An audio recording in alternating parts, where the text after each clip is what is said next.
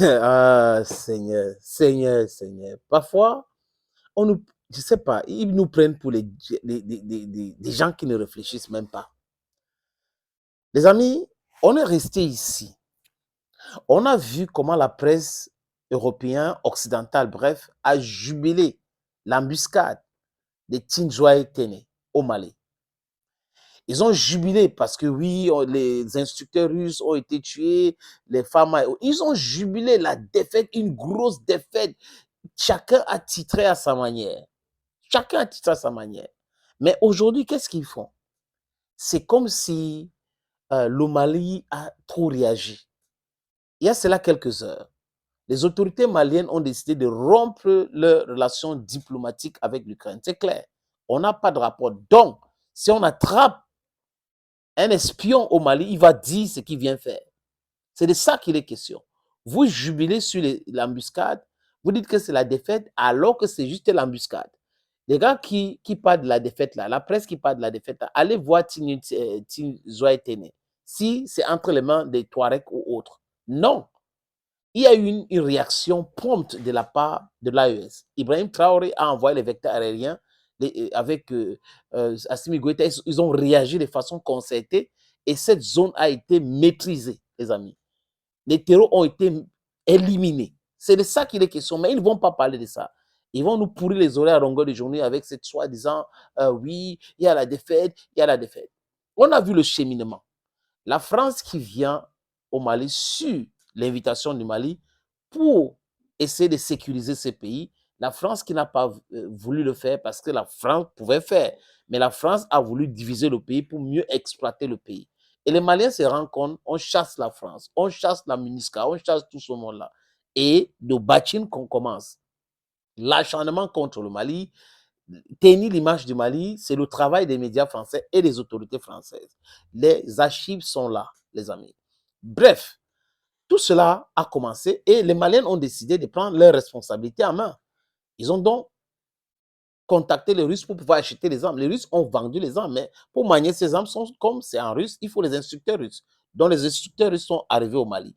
Les femmes ont étudié ces armes-là, ils ont commencé à sécuriser leur pays. Comme Kidal est tombé, d'autres zones, la sécurité est en train de venir et que la fraude, le vol qui se passait au nord du Mali est en train d'être éliminé totalement. Ça vexe dans les Occidentaux. L'OTAN, des Américains, les Français entrent en jeu. Comment faire pour infliger l'insécurité? Il faut qu'on utilise l'Ukraine. L'Ukraine doit venir en Afrique, les ambassades et tout cela. Maintenant, quand on va faire les actions, on va mettre ça sur l'Ukraine en disant que comme la Russie est en train de faire la guerre en Ukraine, voilà que l'Ukraine est en train de réagir. Personne n'est dupe. Mais l'Ukraine a joué ces jeux-là. Ils ont pris sur eux. On a vu le drapeau ukrainien avec les Touaregs, avec les hétéros. Et, les amis, un responsable de la sécurité ukrainienne a pris la parole sur les réseaux sociaux. Il a dit que c'est eux qui ont donné le renseignement. Donc, ça veut dire qu'ils ont donné le renseignement, ils ont donné les armes, ils ont donné tout pour que ces gars-là attaquent les femmes. Parce que ce n'est pas les Russes qu'on vient attaquer. C'est les femmes. Les Russes sont en appui en montrant aux femmes comment utiliser les armes. Donc, ils ont attaqué les femmes, attaqué le Mali. L'Ukraine, donc, a attaqué le Mali parce que l'Ukraine a affirmé cela. Mais nous savons que c'est les Occidentaux qui sont derrière tout cela. Et l'ambassadeur ukrainien à Dakar a pris sur lui de poster et jubiler même ces attaques-là dans un pays africain. Et il est ambassadeur en Afrique. Et Ousmane Sonko n'a jamais, il ne s'est jamais prononcé. Bachir Diomaye Faye ne s'est jamais prononcé. On a laissé le ministre des Affaires étrangères se prononcer à peu près une semaine après cette attaque. Donc l'attaque s'est passée le 25 et c'est le 3 que le ministre convoque l'ambassadeur ukrainien à Dakar parce que c'était déjà grave. Donc il fallait laver la face du gouvernement Bachir Diomaye Faye. Nous le savons tous aujourd'hui, les amis, que le Sénégal de Bachir Diomaye Faye, de Ousmane Sonko, Diomaye Faye sont des complices. Parce que sinon, s'ils n'étaient pas des complices, ils devaient déjà rompre les relations diplomatiques avec l'Ukraine, renvoyer cet ambassadeur. Alassane Draman Ouattara aussi est responsable. La représentation diplomatique ukrainienne fait quoi encore à Abidjan? Posez-vous des vraies questions. Nous savons que ces gars sont en train d'utiliser l'Ukraine pour déstabiliser l'AES. Vous voyez qu'aujourd'hui, la CEDEAO est en train de parler de monnaie unique et tout ça. Ça ne va pas passer. Tant que la France et les Occidentaux sont derrière, tout ça, ça ne va pas passer. On ne peut pas accepter, hein, continuer à souffrir pendant que ce temps, les gens se réjouissent et jouissent même de nos biens et autres. Ce n'est pas du tout possible. Donc le Mali a fait ce que le Mali devrait faire. Donc cette hypocrisie de la presse occidentale de venir aujourd'hui dire est-ce que vraiment pourquoi le Mali, c'est juste des soupçons. Il n'y a pas de soupçons, les faits sont clairs. Un ambassadeur a publié, le porte-parole de GRU, dont le service secret ukrainien, a parlé. Il fallait quoi? Vous attendez quoi? Et aujourd'hui, le ministre des Affaires étrangères ukrainien vient dire vraiment, il n'y a pas de preuves. Il y a des preuves. On a vu le drapeau ukrainien à Tinzoy-Tene. On a vu l'ambassadeur ukrainien qui a pris la parole sur sa page Facebook. Il a parlé. On a vu le porte-parole du GRU qui a parlé. Vous voulez encore quelle preuve? L'hypocrisie.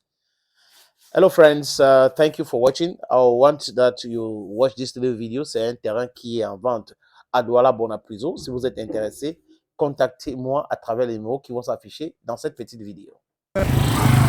L'opportunité, oui, c'est l'opportunité de vie pour certaines personnes. D'autres qui veulent investir et cherchent du terrain à Bonapriso ou à Bonanjo. Les amis souvent ont des difficultés et je vais trouver ça où? Est-ce que c'est fiable? Est-ce qu'il y a les documents nécessaires? Il y a les titres fonciers?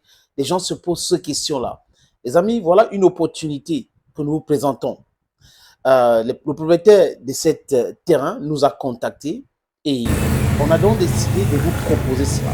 Si vous êtes dans la diaspora, vous êtes en Afrique, vous êtes au Cameroun pour être précis, les amis, et que vous cherchez à investir sur l'immobilier, vous voulez construire l'hôtel, vous voulez construire un centre commercial, voilà donc l'opportunité. Ce terrain se trouve à Bonapriso. À Bonapriso, et c'est bien placé, c'est en route dans un grand carrefour, comme vous pouvez le constater. Tous les documents, je dis tous les documents sont là. Il n'y a pas que non, on va aller chez non, non, non, non. Le titre foncier est là. Donc, si vous êtes intéressé, les amis, contactez-moi à travers le numéro qui s'affiche ou les numéros qui s'affichent à l'écran là. Et ça sera chose facile, facile de chez facile. Et on va aller vous montrer le terrain en question. Vous allez voir vous-même, peut-être avec les avocats, ça dépend de vous. Et après, nous allons discuter. On va discuter de tout. Les prix sont discutables, les amis. Donc, contactez-moi si vous voulez investir à Bonapriso et que vous étiez en train de chercher le terrain. Voilà donc une opportunité en or pour vous.